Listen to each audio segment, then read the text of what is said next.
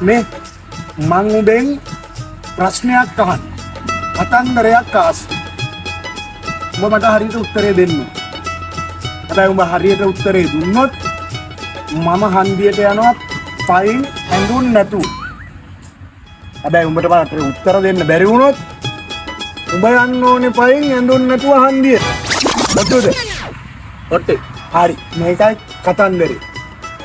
නරියෙකුයි සිංහයෙකුයි ඉන්නවා කැලේ.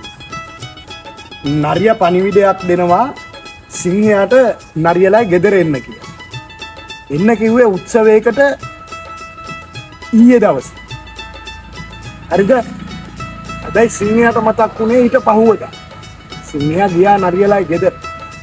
යනකොට නරියා කියනවා මේ අයියේ ඊයේනේ එන්න කිව්වේ. ඔන්න ඔය පිළිතුර ඉංග්‍රීසි අකුරු 10ක් ඇතුළත නරියා දෙනවා. අන්න ඒ ඉංග්‍රීසි අකුරු 10 මොකක්ද කියලා කියපන්.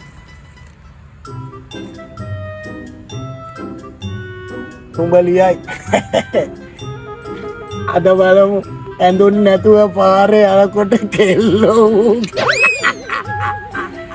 හරි හරි බං පොඩ්ඩක් හිටපන්කෝ.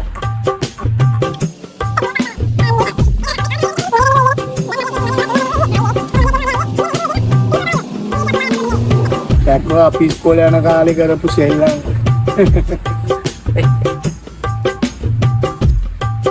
හරි. ලිව්වා?